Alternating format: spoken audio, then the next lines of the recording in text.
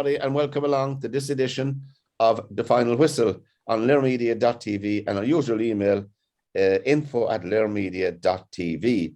We have two people who couldn't make it tonight, but they'll be with us next Monday night again. Anyway, our viewing for the figures did over the weekend, I didn't do them, and Martin did them, has tripled on The Final Whistle. They've threefold of the viewers, so it's across all platforms, so it's very good.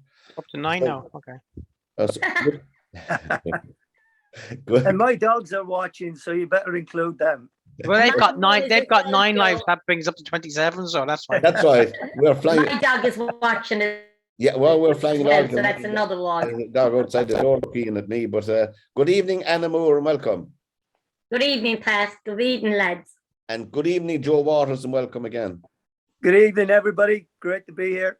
And good evening, Chris, and welcome again. That's bad, Pat. Thank you very much. We're going to start off with soccer. Obviously, I mean, Liverpool, Man City, Aston Villa, Spurs, Chelsea, they all had good wins over the weekend. Norwich, Watford, I think Watford won a game as well over the weekend, and Wolves won as well.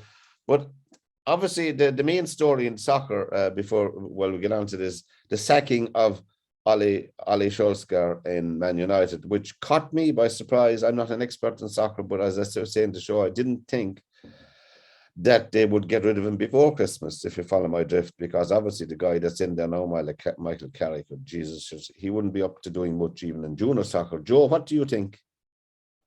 I mean, it just shows you the shambles the club is in right now.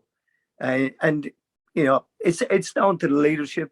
You know, they had every good club has a backup plan if anything goes wrong. And Man United just don't seem to have a backup plan. I mean, how ridiculous can it be that you have a club of that stature that's got an interim in place so they can get an interim in place? You know, so he's going to be in charge for 2 games, and then somebody else is going to come in and take it for the rest of the season. You know, that's how shambolic it is. And, you know, and to be honest, it's playing itself out on the field, how they're playing. Yeah. You know, yeah. It's, I mean, the whole thing is all wrapped up together. There doesn't appear to be any leadership at the club. The only part of the club, I think, that is well organized and well run is the commercial department, the money department, where they make all their money from, you know. And how long is that going to keep going on if they're not winning trophies? I mean, this thing has been built over a period by first Matt Busby, and then it kind of went a little bit after that, and then Sir Alex Ferguson came in and did his thing and built it up again. And, you know, and then all of a sudden he goes away and the whole thing falls apart, you know. And it seems to be now that they're happy making money rather than they are serving their fan base properly and actually competing for trophies, which is what that club needs to be doing. Yeah. And Anna, did you see any of the matches apart from the Liverpool one over the weekend? Well, Saturday, I did see the first half only of Liverpool because I was boxing again this weekend. But I have to say, right, Ali was put in interim manager. He was interim, Joe, for 3 years. Right. You know what I mean? And I have to say, lads, I feel very, very, I said this before on this program. Yeah. I feel so sorry for him because I do feel that the team that are there are being paid millions and millions. It doesn't matter who your manager is. You should go out and you should play to the best of your ability. It's the same as I go to work, you go to work, Chris or Joe. We go to work, right?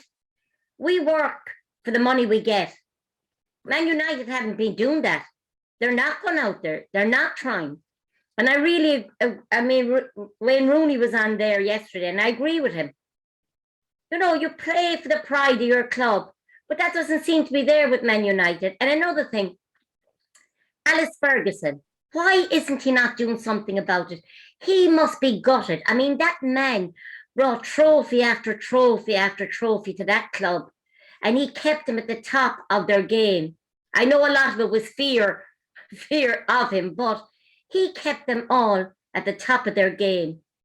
And he didn't care whether you were right, Keane, Cantona. If you went against him, you were gone. End of. Yeah, and You you know? didn't perform. And Chris, what do you think? I mean, obviously now he's gone and that's it. But there's a bigger problem with United, isn't there? It's not the manager really. The problem is, well, look, I'll take what Anna says. I certainly don't feel sorry for Ole Gunnar Solskjaer. He took the job. He knew the salary he was getting, which was reportedly £10 million a year. He's getting a £7.5 million payoff, which was in his contract. So I don't feel sorry for him one bit. That's being totally brutally honest with you, because that's the way life is. I mean, if I lost my job in the morning, how many people are going to feel sorry for me? Not a lot, right? The money he will get by. He won't have to sign on. He won't be seen in a Joel queue up in Manchester. I can guarantee you that. He'll probably be on TV doing punditry on either Norwegian TV or Sky Sports in 2 weeks' time. So again, what was embarrassing, I felt, over the weekend was to see his exit interview, and I think that's the first time that's ever happened, where Manchester United Television set up an interview with the manager that they are sacking, and I thought that was beyond belief the most embarrassing thing I've seen in a long, long time with that club. And by God, the last 18 months I've seen a few things. I think the problem is deep rooted it is deep rooted in the amount of money that they have got. And I'll give you one statistic that was sent to me during the weekend, was that in 1977, 44 years ago, the annual wage bill for Man United was £385,000, and only four people at the club earned more than £200 a week. The wage bill this year is at £385 million a year. Now, inflation in those 44 years has gone up by 851%. Yeah. However, the inflation of the Man United wage bill has gone up 110,000%. So shocking. I mean, and that's what it is. And when you see people like Harry Maguire, who is, in my opinion, should be done for fraud, because he's not only is he impersonating a football player, but he's actually thieving a living from what he's doing. And I think what's going to happen here is that the fans are going to have to take issue in this and start basically calling the shots, and did what the Arsenal fans did to get rid of Arsene Wenger, is that they just stopped going. But what's happened is if 10,000 Man United fans give up their season ticket, another 10,000 Muppets will come behind them. Yeah. They will, and I suppose we could go on. I mean, Harry Maguire is a next chap we used to have on this sports program now and again. Referred to him as Donkey Maguire, and you can see now why he said it the donkeys a couple of months ago, you know. But we can't pick out anyone player. I think there's an exit clause for January on Ronaldo's contract, as far as I know. I must look it up, but I heard there was, you know. Maybe we'll check that maybe before we finish. So I mean, you know what's the saddest part of all of this, really, when you think about the Man United team as it's been put together, there have been now, I want to say, 4 players that Man United signed in the last few years that Manchester City wanted. They wanted Sanchez from Arsenal. United outbid him and got him.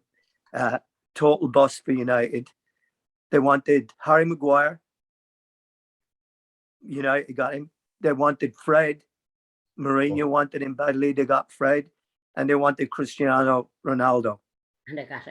They must be laughing up their backs at United right now, having given those guys over there and looking at them going, how did we get so lucky and dodge that one? Now there's talks that the other mercenary Pochettino over in PSG, that's my term for him. I never liked him as a manager. I watched his shapes and all of that carry on when he was at Spurs, but I think he was a failure at Spurs. Why would Man United want him? What do you think? Well, all soccer managers are mercenaries these days. Yeah. Let's be fair about it. And I mean, he actually did a good job with Spurs. The problem was that the Spurs board didn't back him, right? They got to the Champions League final for the first time ever. They probably could have won the league and should have won the league in 2016. And the board didn't back him. And who have Spurs bought in the last 3 years? They bought nobody. So how can you go on? And they have money. They got money hand over fist. The owner is super wealthy. I mean, he could buy a complete full back line or centre half, and he wouldn't even be loose change to this guy, Joe Lewis. The thing about it is they just don't want to spend money. And there's another club that just wants to pack in the 60,000. Another club that wants NFL matches 2 or 3 times a year. That's what they built the stadium for. The stadium is actually built for NFL matches. That's what it's for, you know. Chris, and that's why they're going to do it. And I mean, so you're asking who's going to manage Man United? I mean, I don't want to. I wouldn't mind giving Pochettino a go. I think Laurent Blanc would be a good manager of United. I think Zidane will get the job if he can convince his wife to go to rainy Manchester. But I don't know. But Anna, isn't Harry Kane a lucky man now? He didn't go to United. I'd say he's very pleased he didn't go. But you know, you'd say to yourself, have the owners, the Glaziers, have they got, you know, the way the fans and everyone seems to just are very, very angry with them. Are they part of this situation? You know, of course. And not alone that, but if you look at, we'll say, if you look at the managers, I mean, they're talking about Brendan Rodgers. That's ridiculous. Brendan Rodgers isn't going to go there. But, you know, I mean, Man United had Alex Ferguson, as I said. He brought so much glory to that club. But since then, any manager they bought in done nothing. They bought the best of players in, but what I can see is they're not playing as a team. You know, and I mean, it doesn't matter whether your kid's down the road playing a soccer match with Fairview or Pike or wherever. You have to play as a team, and they're not playing as a team. No. And Joe, I mean, obviously, I don't know what you think of Pochettino coming in, or there's talks about him coming in. I don't know. Will they settle for him? I don't know what you think of him yourself. Well, to be honest, I like him. I thought United missed the boat when he was available the last time. I think, to be honest, he did a great job at Southampton and then at Spurs. I mean, you can look at the Liverpool team today, and you can look at Liverpool players that they bought. Liverpool practically bought half a Southampton team to help them win the Premier League and the European Champions League. Yeah. And that was under Pochettino developing, and whoever else. I think Les Reed was the director of football, of football there, and he was a terrific coach and new talent and what have you. You know, they did it. They did a great job, and he gave youth its head, and he allowed them to play and develop them. And then he went to Tottenham, and he's really the only manager at Spurs that hasn't allowed Spurs to be Spursy. You know, Spurs could turn a 5-0 lead into a 6-5 defeat in the space of 5 minutes at one point. Yes. And that's who they were. You know, I recall again where United are playing them at White Hart Lane, and Glenn Hoddle is the manager, and Varane was playing for United in those days, and I think that they were 2 or 3-0 up at half time, and all Alex Ferguson said to the team at half time, he said, "Come on, lads, this is Spurs." And that's what he said. And they go out in the second half and they score 5 goals and they win the game. So, but, you know, I thought with Pochettino, with getting them to the Champions League final, I mean, he got him through the City game when they won or drew up at the City of Manchester Stadium. Got him through the Ajax game when it was a very, very tight game. They did really well, I think, and I agree with Chris here in what happened. At that point, they got to a stage where they needed to push on. They needed to buy some more players. They'd had a couple of they lost the league to Leicester City when they drew with Chelsea at Stamford Bridge in that 2-2 game after being 2-0 up. And they needed help. They needed better players. They needed investment in the team. and they missed the opportunity. And then, of course, he gets off the nightmare start the next year, and then he's out the door, as quick as that. But I think the brand of football that he plays, the way that he wants to play, with playing on the front foot, high pressure, working as a group, I think that would be a way that United could play.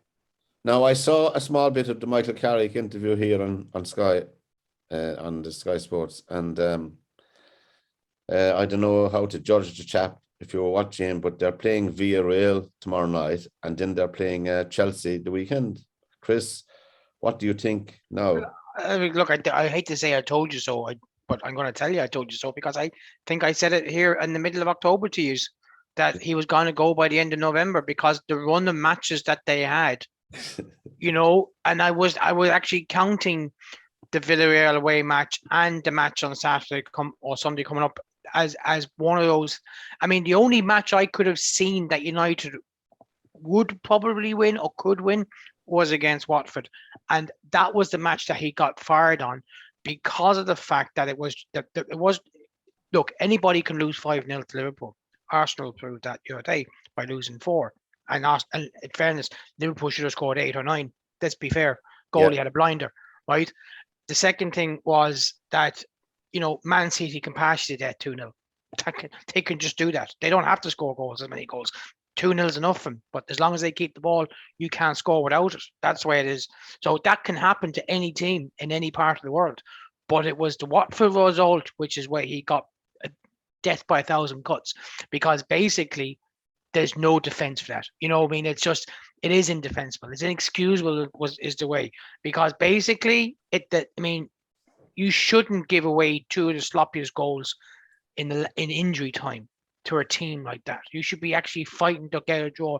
They just collapsed, and that's the way they're playing now. As for Carrick, see, this is the thing. If they can get over these 2 matches, where even if they get a draw on Tuesday night, and if they can get a draw, you will see United, I think, parking the bus the next 2 games to get draws, because they're wounded, they're fairly wounded badly, and their pride is damn well hurt. But the run that they have in December up past Christmas until where you come to the FA Cup is decent. And here's the thing. Michael Carrick, if he's there for a few matches, could get a few wins behind him. And this is the thing that would bother me. He could get a few wins behind him, because just the fixture list would be in his advantage over the next 2 after the next 2 matches. If he can get 3 or 4 matches and wins behind him, Anna's laughing because she's preempting what I'm going to say here. There will be calls for him to stay until the end of the season, and that's the vicious circle again.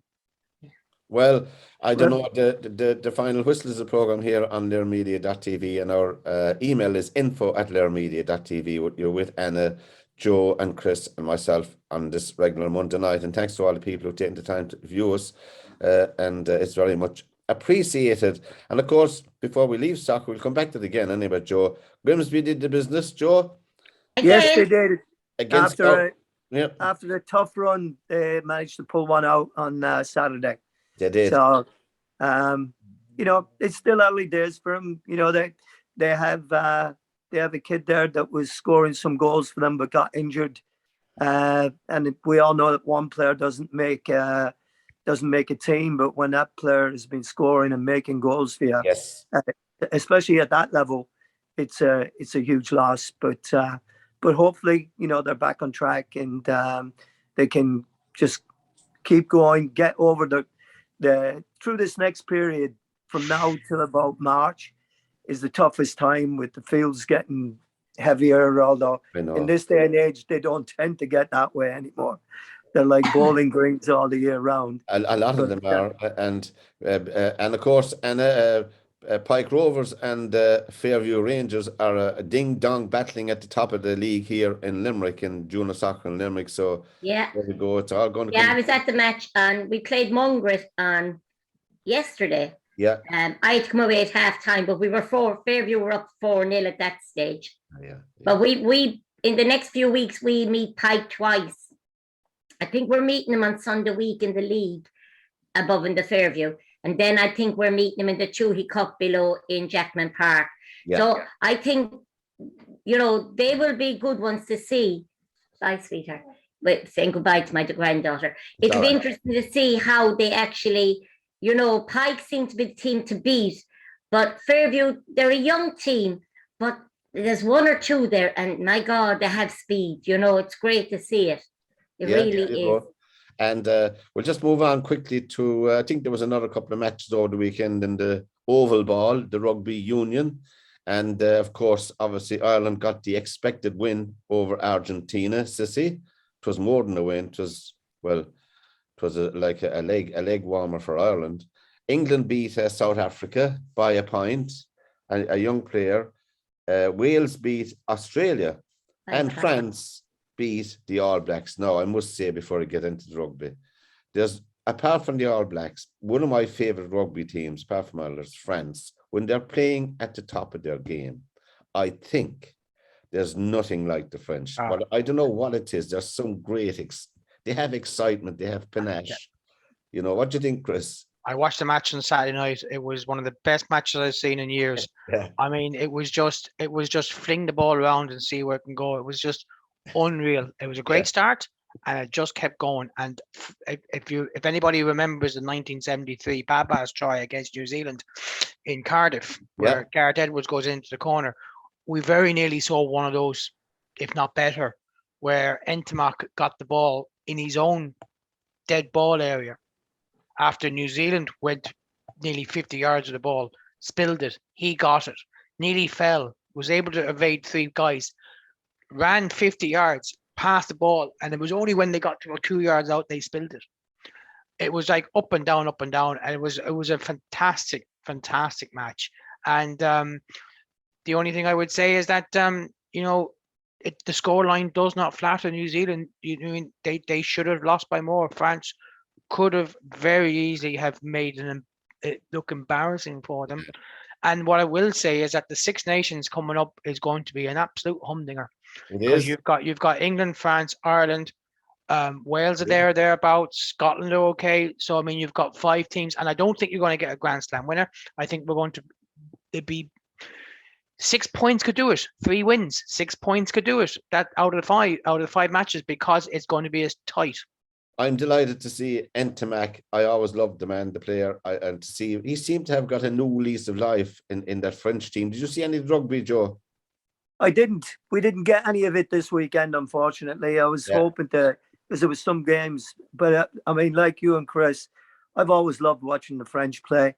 Yeah. They just have an air about them that is just something else, you know. It is. It really is. And they're so, you know, that cockerel on their shirt, I think it makes them so cocky that they think, you know, hey, we can do whatever we want with this, you know. That's and right.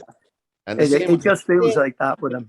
And the same with the soccer team, the French soccer team. They have that same attitude, you know. Do you see the rugby, and did you see Ireland? I saw small, but I saw the ladies play, and I was delighted that they won against Japan, because that girl, Kira Griffin is her name. Yeah. She was retiring after that one, and so was their manager, you know. But, you know, I'm talking about the All Blacks.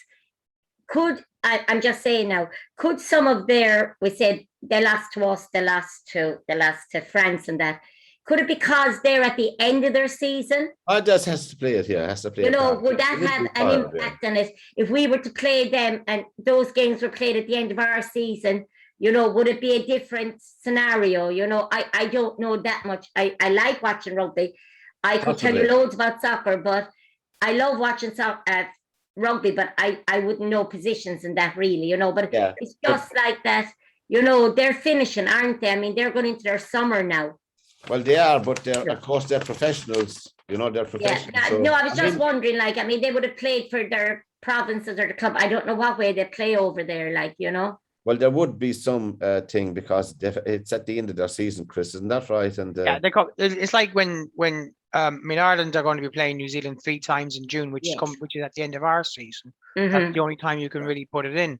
But I think what's happening here with New Zealand is they are feeling the effects of being away from home for 3.5 months. Yeah. And Oh yeah, I forgot about and that. that's the problem, because they had to stay in the bubble in Australia for the rugby championship, and then they had to come over to Europe.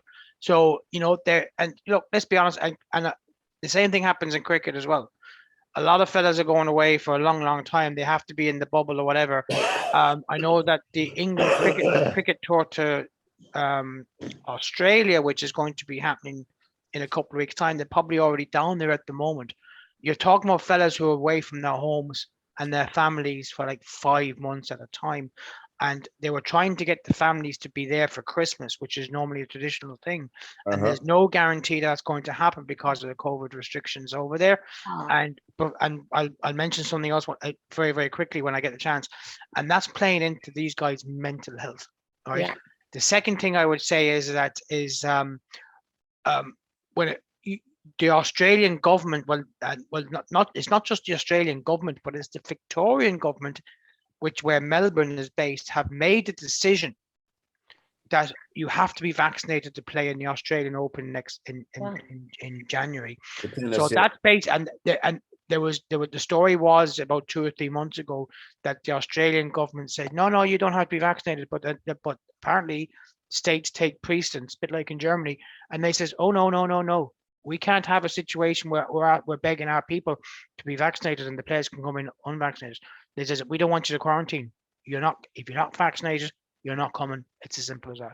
And there's no doubt in my mind that the Australian Open will be a shambles as a result of that. But there's negotiations going on, because I heard a discussion on it from the men's tennis now, not the women's, from the men's especially, Well, the same thing is happening in Germany at the moment. And to be honest with you, I was supposed to go to Munich next Thursday, and I've had to cancel. Basically, because on Wednesday, Munich and Bavaria are going into a lockdown. I was supposed to go and see Bayern Munich play on Saturday with my young lad as his birthday present, and now we've had to cancel. And that's awful, Chris. So I mean, but you've got a situation where 4 Bayern Munich players are isolating because they haven't taken the vaccine and they're dangerous close contacts. They lost on Friday night because they were missing 3 people, and now the story is that they basically the Bavarian government have said that if you're missing or if you're not vaccinated, you're not entitled to your pay, and that's what they're doing. They're going to do that, and you look what's going to happen last year. I know this is a sports show, but this is where everyday life is affecting sport. And honestly, my opinion, in 2 weeks' time, I think we're going to go into a semi-lockdown here in Ireland as well. Of course, we don't know whether the 50,000 yesterday at rugby match are all vaccinated or not. That seems to be no problem. But you want to go in, you need a yellow star to go into a restaurant here in Ireland. But that's Shinshkelele. I don't know what to say to all this carry on. But anyway, the final whistle is the program on their media.tv. And of course, we had a bit of golf over the weekend. And our Irish golfers, Joe, we'll be looking at him. Of course, Murakami, I think he's having a smashing year, the Japanese golfer. Isn't he Japanese? Yeah. You see? Murakami's American. He's American. Yeah. American, but probably Yeah, Japanese descent. Why did I think he was Japanese? Because of his name and his looks. Well, no, I didn't. I wrote down the wrong. No, it's all right. You didn't look up his profile, Pat. He played very well in the Ryder Cup. I was going to say, Pat, and maybe you could edit this out. They all don't look the same, That's right, yeah. And he did well. The DP Championship -17, and Lowry finished -11 in that. And of course, McIlroy was leading for a while. He looked like he could win it. He might have won it, but he didn't. Then, of course, you had over the RSM with Seamus Power from Waterford, finished -15. The winner was Taylor Gooch. Now, there's a name. Taylor Gooch. I don't know where to get these names for, God bless the mother and father who named him. Taylor Gooch. He won -22. And Seamus Power -15. He's joined 4th or 5th. A nice 6-figure sum there for Seamus. He had another cracking year, and exemptions and all that go with it. Our golf expert couldn't make it tonight, so I didn't bother going into detail because I assumed he'd be able to enlighten all of us, but I couldn't say anymore. Leona Maguire, her first full rookie year, she played in the biggest tournament where it was $1.12 million to a ladies golfer winner of the of the CME Tour. minus 23, but Leona finished at minus 14, which is very credible, you know, finished top 12, I think. She had a fantastic year, but she said since she moved to south into Florida, apparently the facilities and the coaches and Annika Sorenstam spends 8 or 9 months of the year in Florida, and she often plays with her. So that would be a huge fill-up for her. You know, she was one of the leading female golfers of her time, you know, of any era, really. And so, I mean, that would be a huge help to Leona Maguire. That was our little golf thing. Boxing, as we said, Jason Quigley, poor old Jason. Anna, he was destroyed. He should never have taken that contest. No. He's not at that standard, Joe. No. He's not at that standard. And I don't know how Andy Lee let him take that contest. Andy couldn't even be there. So it was Wayne McCullough was doing the corner with him. But I wouldn't have put him in there at all. He's not. You have to serve your time as an apprentice in all sports, as we all know. And Jason hasn't served enough apprenticeship time in professional boxing. I always felt when Jason went professional, he went too soon. He would have had at the time, he would have had a great chance of an Olympic medal. It was after winning in the Worlds, and he had a great chance. And I really did feel that Jason should have stayed amateur and went for that Olympics. You know, he's just not up to that. That's it. But Jason is 30 years of age now. I know.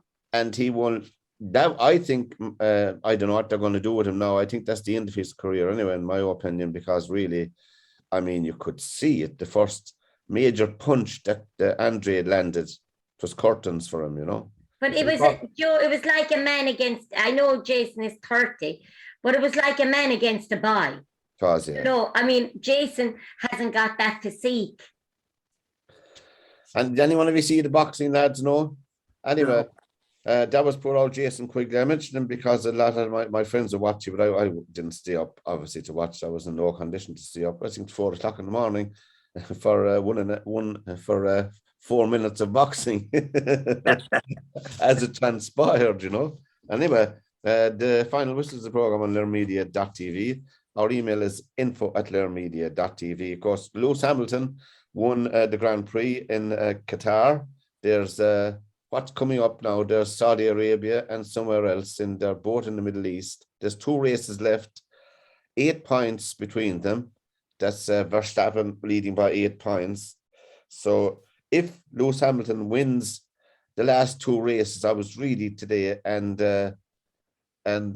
if Lewis Hamilton wins 2 and Verstappen comes second, I think in both, they'll wind up with the same number of points. But then it comes down to how many races won, isn't it? You can like that, yeah. You can be level in points, but if you won the most Grand Prix. But anyway, it's exciting at last, I suppose, you know. But I'm rooting for Hamilton. I want him to win the 7th World Championship. He already got 7. Huh? He's already got He's going 7. for 8. He's going for 8. 8, I beg your pardon, 8. I want him winning that because I think he deserves it. You know, no one deserves anything in sport, but I think, you know, really, there's the Chinese. You have to win to deserve it, Joe. Huh? Yeah. Pat, you have to win to deserve it. Well, that's very true. Hopefully there'll be no mishap like one year where there was a collision, an unusual collision in one race, which could, I don't know, I remember that 7 or 8 years ago when there was a lot of talk about it, but however, we'll leave that as it is. The Chinese tennis player is very disquieting, Peng Shuai, has disappeared for 3 weeks, and the appalling vista that was the president of the IOC publicized a Zoom meeting he had with her, apparently, and he said everything is okay. How could he say that on a Zoom meeting? The president of the IOC, have they any shame whatsoever? Well, how can he not say it? He was looking at her on a Zoom meeting. Okay. Three people with suits around her who were obviously officials of the Communist Party, Chinese Communist Party. Yeah. And say that she's okay. It's shocking, carry on, lads. But and there China have a front to have the Winter Olympics there in February or March or whenever they are. It's a shocking carry on. And she's so not. Pat, are you saying that they had her signing the balls just to be seen? I looked at The the kids. I looked at the very first footage that came out, not the one with the IOC president, who's obviously has a vested interest in this anyway, to make sure that the Winter Olympics happen, you know, blah, blah, blah. You know, the rest yourselves. Follow the money, as I say. But I saw the first one she had when she was sitting at the table. I know, did you see that press conference? Remember? Go on. With, I think her sister and someone else, and 3 people are around her with suits and 2 in the background. All You right. know, obviously communist officials. And Now, hang on a second now. Hang on. Stop. Do you know that for sure? well, I'd be surprised if they weren't. No. You made an allegation I there, did, and I right? wouldn't. Hang on a second now, Pat. You're the one that's delving into the realms of I mean, politics here now, right? I So can- you made a statement here about a minute or 2 ago about that the IOC president was involved in the shameful activity. Yet you just said a minute ago that these 3 officials, who I haven't seen the video by the way, right, Oh, yeah. are communist officials. They're not. How do you know that for a fact? Well, they're certainly not McDonald workers anyway. Well, hang on a second now. Hang on a second, Pat. You can't say things like that. You don't. If you want to make allegations like now, I'm no. The reason I'm saying that, Chris, is this: Yeah. they're probably one of the most dangerous countries on the planet today. That's what I'm saying. All the empirical China. yes. There's a lot of dangerous countries in it. We're not too far away from ourselves. There's a lot of dangerous countries on the planet. But China disappears a lot of people on a regular basis, as we know ourselves. And I think she could have been on holidays, Pat. Well, it's very strange, isn't it, when she made allegations of a sexual nature against a top rank official in the Communist Party, that she's disappeared or can't be seen or can't be contacted anymore. All her social media platforms that she was on are all gone. No sign of them. She's a persona non grata. I don't want to hog this, but I mean, really. No, you're playing a blind, Pat. I just don't know where you're going. It's very disquieting. It's very disquieting that a country like that would be afforded the opportunity to host an Olympic Games, the Winter Olympics, when that carry on is going on. Okay, right. You just mentioned the Saudi Arabian Grand Prix. Yeah. That's going to happen next week or the week after. It is. Right? I'll remind you of what happened to that Jamal Khashoggi, right? And now what's happened, and where the American government said that they are one step away from saying that the Crown Prince was behind it, right? Now, that government is behind the takeover of Newcastle United, right? Right. Okay, that's allowed to stand, and not many people are coming out against that. Okay, then you look at what happens in Iran, where women cannot play or watch sport. Okay, and that is deeply offensive to an awful lot of people. Okay, you could go around the world and you can come up with 15 or 20 different countries. Right. Oh, yeah. I'm not defending what's going on. I just don't know what's going on, but I just find it staggering you came out with a statement the way you did without having any proof or backup on that. And that's just what I'm challenging. Well, no, I mean, people should look at those 2 videos themselves anyway, make up their own mind, particularly the very first one, which was her body language and her demeanor was shocking to me, and to all people that watched it as well. And were they intimidating looking, Pat? The men that were there, were they intimidating looking? Well, they certainly didn't look like tennis players to me anyway, and it's put it more subtly than I did before. They didn't look like tennis players to me, you know. Maybe they might have been bodyguards? Well, I mean, you know, it's a communist state. No, but could they have been her bodyguards, like, you know? I'm only asking questions. All I saw of the girl is that she was signing all these balls for kids in a store. Yeah.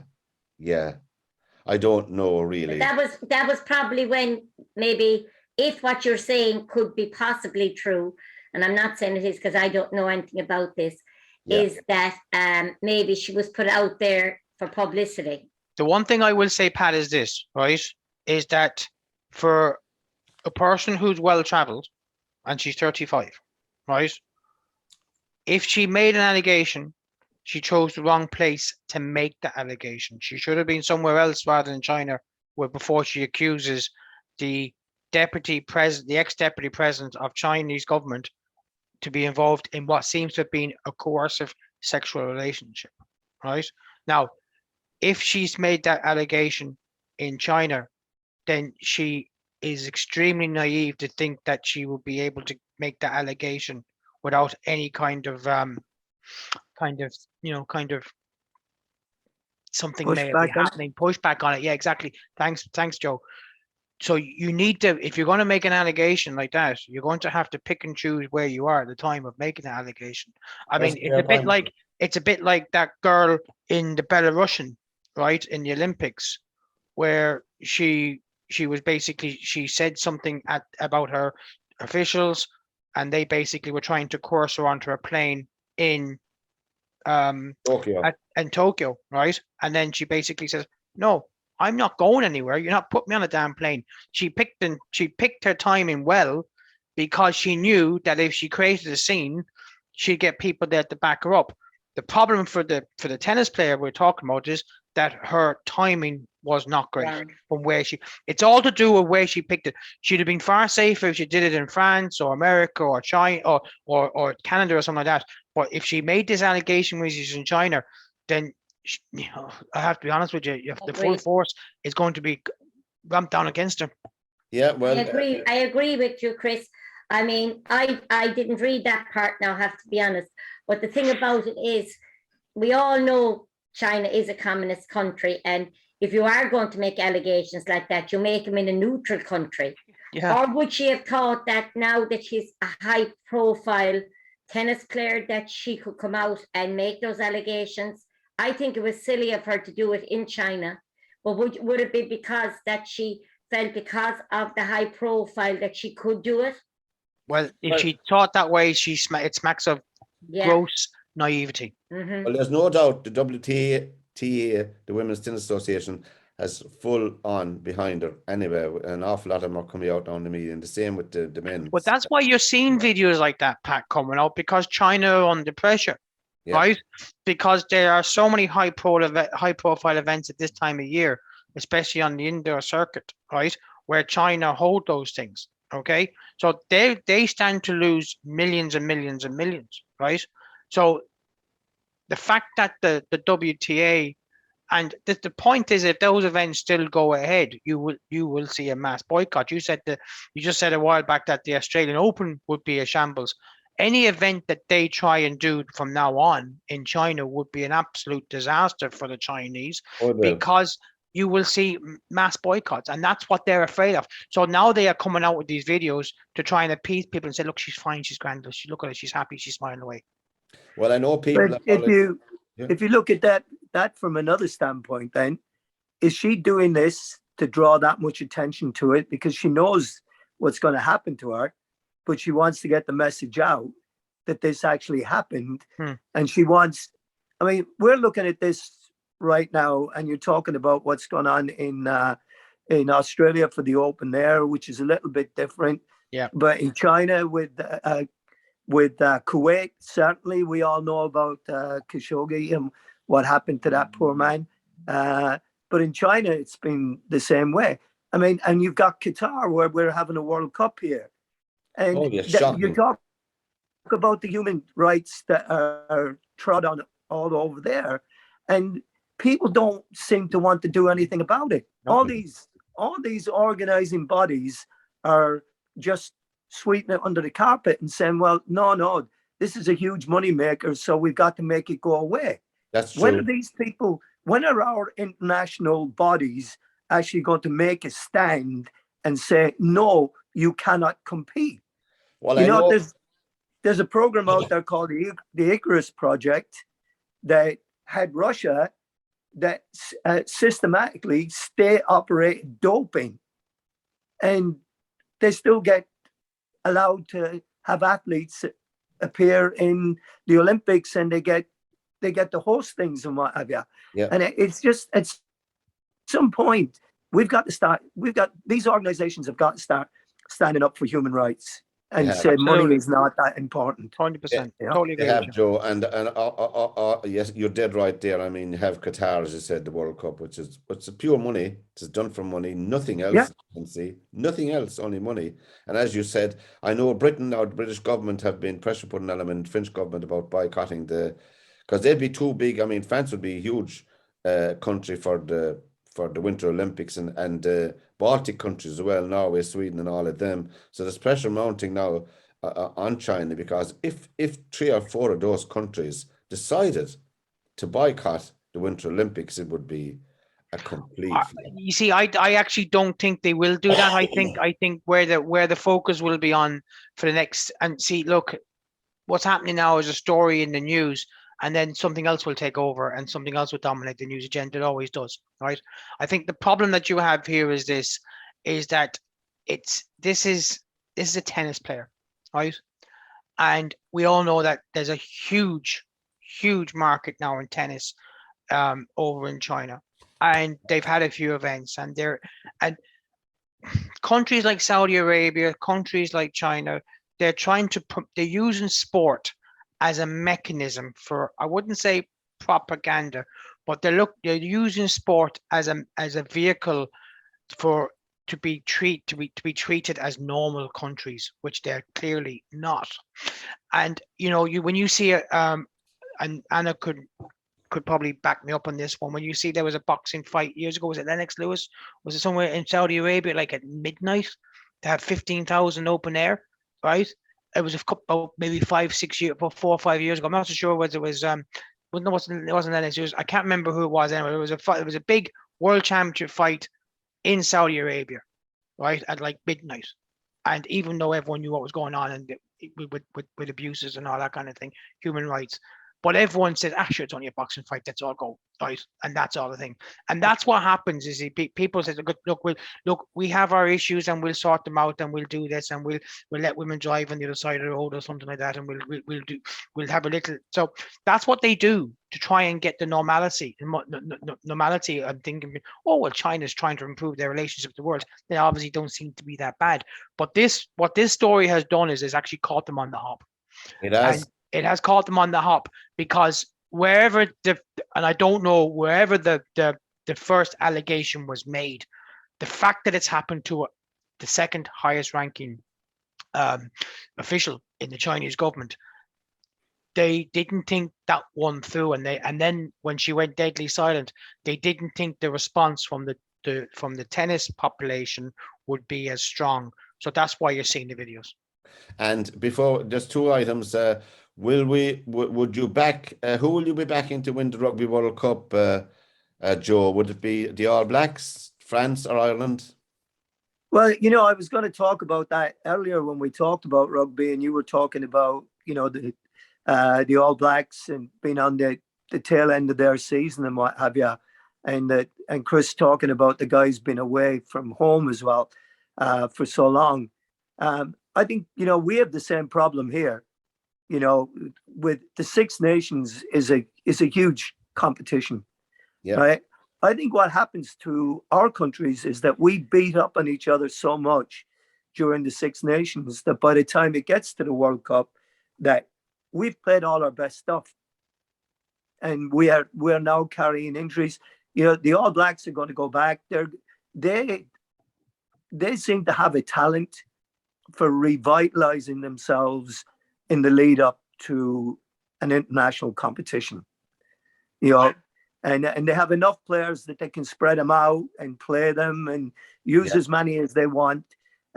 Whereas we do not have that. If for us to be successful, for the RU to make money and what have you, they have to be playing their best teams all the time to get people in the door to pay the 125 euros to watch a game. So I think what happens is that by the time we get to it, it's like the same with players that play in the Premiership. By the time you've played 50 games and then you go to play a World Cup in such a short period of time, you're absolutely wrecked, and you don't have the energy and the sharpness to go along with that. And I think that's why I think that we're going to struggle to have one of our teams actually win it, because the others set themselves up solely to be successful at those international tournaments. So you would think that New Zealand could have a shake-up, and what about you, Anna? New Zealand, France, or Ireland, or England? I don't, Joe, and as I said, I don't presume to know as much as maybe you might know about rugby, but I always feel that these friendlies, when we're out of season, they always seem to do well, and people kind of have a hype about them. And then when it actually comes to the Six Nations, they don't put in the performances that people are expecting to put in. And I do agree with what Joe said there, that when we're finished, the same with the Premiership, when we're finished, that's when the World Championships start. And some of these teams are just, we'll say, they're so tired from all the going, but not even that. I think, maybe I'm wrong, I think Ireland are in the process of rebuilding a team at the moment. I could be wrong. Chris would know and Joe might know more than I would about that. But looking at names and things that you usually know, to me, it looks as if they're rebuilding a team, and it might take them a year or two maybe to, to get back to the very height that they were at. What do you think, Chris? Will Ireland be in the reckoning for at least the semi-final? Surely, God's sake, that should be. It's very difficult to make predictions of World Cup 2 years out. I mean, to be honest, we just don't know who's going to be available. Yeah. I mean, who is going to be the out half for Ireland? Who's going to be the scrum half? I mean, they're hardly going to pick Johnny Sexton at 39 years of age, are they? Well, he's going to probably declare himself fit. In 2 years? Let's be honest about it. He'll probably declare himself fit. So, I mean, if he's declaring himself fit, then Andy Farrell, if he's still the manager or the coach, then he probably has no choice but to play him. That's the thing. On that positive note, lads, for this edition of the Final Whistle, we wish Johnny Sexton the very best, obviously, just in case anything might be construed on that. From Chris, from Anna, from Joe and myself, till we meet again, lads, forget this sore throat. But until we meet again on the Final Whistle, good evening and take care now. Bye-bye. Bye-bye. Bye-bye, everybody. Bye, everybody.